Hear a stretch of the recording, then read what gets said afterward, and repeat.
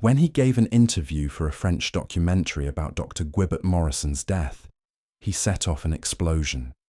He broke his 50-year silence, and his voice carried the weight of decades of guilt. There were needle marks on Morrison's body, clear signs of heroin use. We all knew it wasn't heart failure. But the real bombshell came next. The order came from above. In 1971, Paris was building an image, romance, culture, elegance. The death of a famous American rock star from a heroin overdose in a Paris apartment would have been an international scandal. It would damage tourism. It would shake France's reputation. So, the order was given. No autopsy, right heart failure, bury him quickly and keep quiet. Morrison's death was a political decision, not a medical one. By the time Dr. Guibert's confession was made public, it was too late for justice. All the original police reports had been destroyed.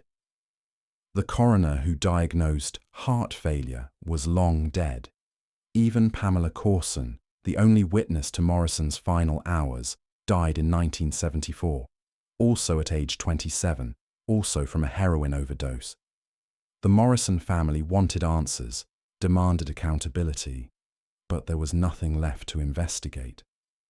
The French government admitted there had been procedural errors, but said there wasn't enough evidence to reopen the case.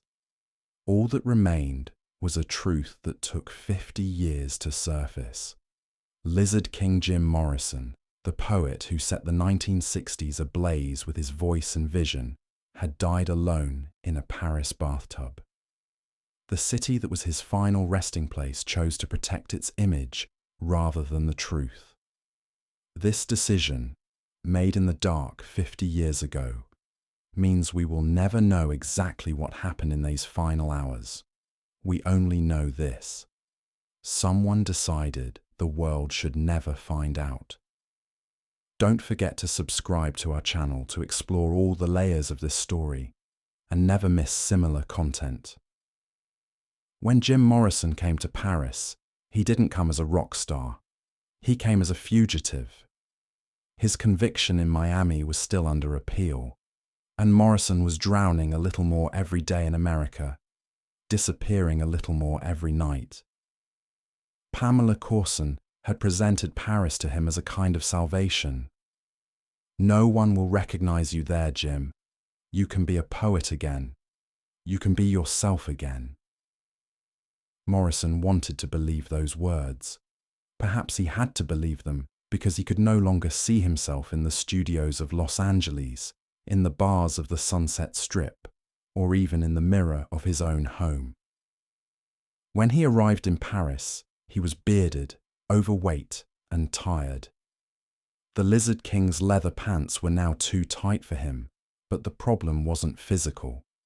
The real problem was that the man who wore those pants was no longer there. As Morrison walked the streets of Paris, no one recognized him, and this both relieved and frightened him. He and Pamela settled into a small apartment in the Marais district at 17 Rue Beautreillis. The apartment was dark, the ceilings low, and on his first night there, Morrison told Pamela, "This place is like a tomb." Pamela laughed at the time, but years later, those words would be etched in everyone's memory. Morrison wasn't using heroin when he arrived in Paris, at least not regularly. Alcohol was his real enemy. Bottles of whiskey were his true betrayal. But Paris was a different place. In Paris, heroin wasn't sold on street corners. It was offered as a luxury item in posh apartments. Pamela's circle in Paris was dark. Her old model friends, musician acquaintances, art gallery owners, they all used that white powder as if it were an ordinary thing. Morrison resisted at first. "I'm a drunk poet, not a heroin addict," she laughed one night. But slowly, that line blurred. By June, Morrison was no longer resisting. He was regularly seen at a nightclub called the Rock and Roll Circus, where heroin was as easy to find as bread. According to witness statements, Morrison had physically changed by the end of June. His hands were shaking, his eyes were dull, and words would get stuck in his mouth when he spoke. Pamela told her friends, "Jim is sick, he has the flu," but no one believed her. The truth was, Morrison was addicted to heroin, and Pamela was sinking with him. On the evening of July 2nd, Morrison went to the Rock and Roll Circus for the last time. Those who were at the club that night remember Morrison staying in the bathroom for hours and being almost unable to stand when he came out. The official story is simple. Morrison didn't feel well early on the morning of July 3rd, wanted to take a hot bath, and his heart stopped in the tub. But the truth wasn't that simple. In her initial statement to the police, Pamela said Morrison woke up around midnight, was having trouble breathing, and told her, "I'm going to take a bath. It'll relax me." Around 2 a.m., Morrison had filled the tub and gotten in. According to Pamela's statement, she fell asleep in the living room, and when she woke up around 5 a.m., she noticed Jim was still in the bathroom. She knocked on the door, but there was no answer. When she opened the door, Morrison was lying motionless in the water. She called an ambulance, but it was too late. Doctors pronounced Morrison dead at the scene. This story sounds plausible, but cracks begin to appear when you look at the details. First, Pamela changed her statement 3 times. In her first statement, she said Morrison woke up at midnight, while in her second statement, she said they had argued and Jim had gone to the bathroom in a huff. In her third statement, she claimed there was no argument and that everything had been peaceful. Second, neighbors said they heard noises coming from the apartment that night. Shouting, something falling over, then a long silence. The police recorded these statements but did not follow up. Third, and perhaps most importantly, when Morrison's body was found, he was bleeding from the nose. You don't get a nosebleed from a heart attack, but you do from a heroin overdose. When the police arrived at 17 Rue Beautreillis, they saw a simple case.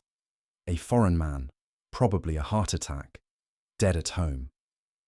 The routine procedure was to examine the scene, have the body taken to the medical examiner, and wait for the autopsy. But that morning, nothing went routinely.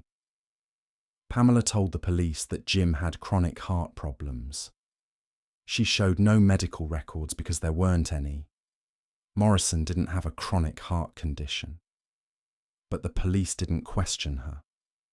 Pamela was crying, in shock, and said Morrison was a famous person. The police officers looked at each other. The name sounded familiar, but no one knew exactly who he was. The Doors weren't as famous in France as they were in America. When the police left the apartment, they gave permission for the body to be removed. Under normal circumstances, the body should have gone to the morgue, an autopsy should have been performed, and a death report should have been prepared. But none of that happened that day. The body was taken directly to a funeral home. The next day, on July 5th, Morrison was buried in Père Lachaise Cemetery without any official autopsy. Only a few close friends were present at the ceremony. There were no members of the press. There was no crowd of fans. Morrison was quietly laid to rest, and the case was closed. But there was a strange note in the police report.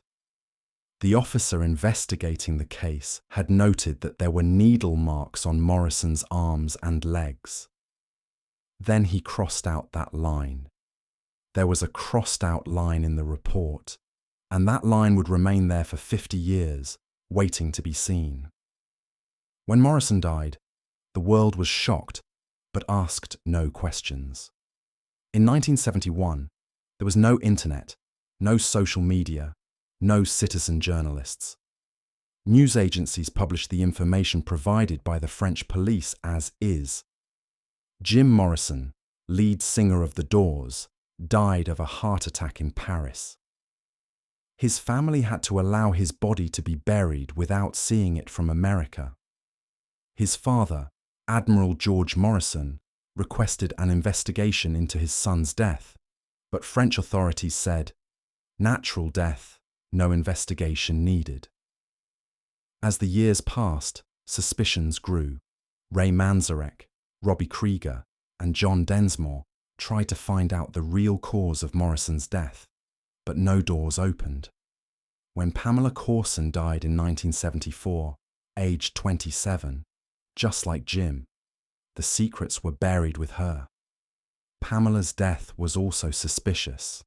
She died of an overdose, but it was unclear whether it was suicide or an accident. 3 years after Morrison's death, there were no witnesses left. Dozens of books were written about Morrison in the 1980s and 90s. Some authors put forward the heroin theory, but there was no evidence. Some claimed that someone else was there that night, that Morrison was accidentally given an overdose, and that in a panic, they carried the body to the bathtub. But these were just theories, impossible to prove. French police had closed the Morrison case and refused to reopen it. In 2001, on the 30th anniversary of Morrison's death, his family requested a new investigation. They were denied. In 2011, on the 40th anniversary, another attempt. Again, denied. It seemed Paris would keep the true cause of Morrison's death a secret forever. 50 years later, in 2021, everything changed. Retired coroner Dr. Michel Guibert met with a French documentary filmmaker and decided to reveal the secret he had carried for half a century. Guibert was a young coroner working in Paris in 1971 and had been indirectly involved in the Morrison case. His face was blurred and his voice altered in the documentary, but his words were crystal clear. When Morrison's body arrived, we all saw it. There were needle marks on his arms, on his legs. He had a nosebleed. These were classic signs of a heroin overdose. No one believed the heart attack story. But then something happened. Guibert paused, took a deep breath and continued. A high-ranking official came. I don't remember his name, but the message was very clear. This case will be closed. There will be no autopsy. The cause of death will be recorded as heart failure. Morrison would be quietly buried and no one would ask any questions. Why? Because in 1971, Paris was going through a critical period in terms of tourism and culture. The drug-related death of a famous American rock star in Paris would be an international scandal. Newspapers would put it on their front pages. Paris's image as a romantic, safe city would be damaged. Tourism would be affected. So the decision was made. The truth would be buried. Guibert's confession shook the world. Morrison's fans saw their suspicions of 50 years confirmed. Rock music historians realized that Morrison was a true member of the 27 Club.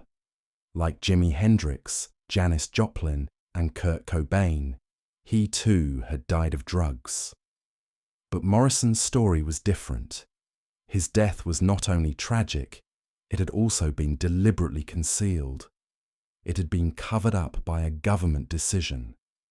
After Guibert's confession, the Morrison family took action. Lawyers were hired.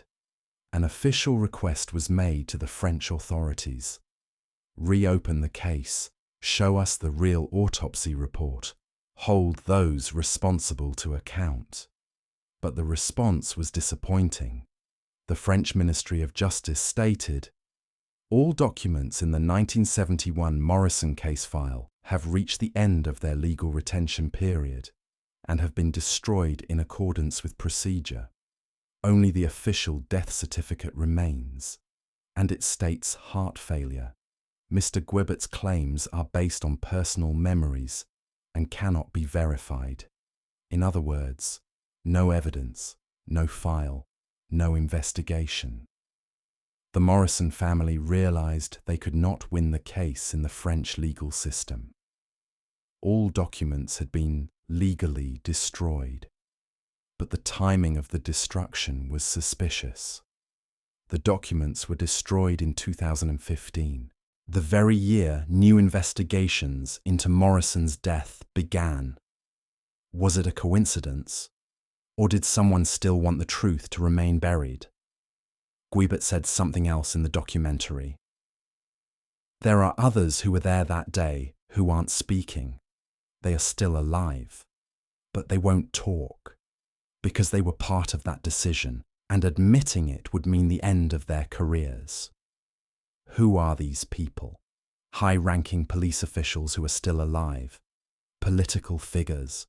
It is unknown. But one thing is certain. Morrison's death was not just a medical incident. It was a political decision. And traces of that decision are still hidden in the corridors of Paris. 3 years after Pamela Courson Morrison's death, on April 25, 1974, she was found dead in her apartment in Los Angeles. The autopsy report said heroin overdose. When Pamela's boyfriend found her, she was lying motionless in bed. Next to her was an empty heroin packet, a used syringe, and a half-full bottle of whiskey. There was no suicide note. Pamela was 27 years old, just like Jim, just like Jimi Hendrix, Janis Joplin, Brian Jones. The 27 Club was not a myth, but a painful reality. Pamela's death took Morrison's secrets with her forever. She was the only one who knew what really happened that last night in Paris. What did Morrison say to her? Did they argue? Who brought the heroin? Was Pamela trying to save Morrison? Or were they both so drunk that night that they didn't realize how serious Jim's condition was? Pamela never gave any interviews while she was alive. She never spoke to any journalists. She only told her close friends, "The day I lost Jim, a part of me died too." At Pamela's funeral, soil was brought from Morrison's grave and sprinkled on her coffin. 2 souls, 2 tragedies, 1 ending. Today, Morrison's grave at Père Lachaise is one of the most visited rock graves in the world. Thousands of people go there every year, leaving flowers, writing poems, shedding tears. But most don't know. That grave holds not just a man, but also a lie. Today, Jim Morrison has been dead for 53 years. The other members of the Doors are aging. The people who knew Morrison personally are dwindling, and the truth is becoming increasingly buried. Dr. Guibert's 2021 confession opened a window, but that window quickly closed. There is no evidence, no documents, no witnesses speaking out.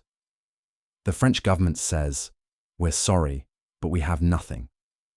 The Morrison family has exhausted all legal avenues. Only questions remain. How did Morrison really die that night? Who brought the heroin? Did Pamela know the truth, or was she also a victim? Who was the high-ranking official? Who destroyed the documents, and why? These questions will likely remain unanswered forever. But one thing hasn't changed: Morrison's legacy. His poems are still read. His songs are still listened to. His voice still reaches millions. Morrison died, but the Lizard King did not. He still lies in Père Lachaise beneath a stone tomb, and thousands of people pay their respects to him every year. Perhaps the truth will never come out. Perhaps Paris will keep that secret forever. But Morrison's story teaches us something. No matter how deeply the truth is buried, someone will eventually dig it up.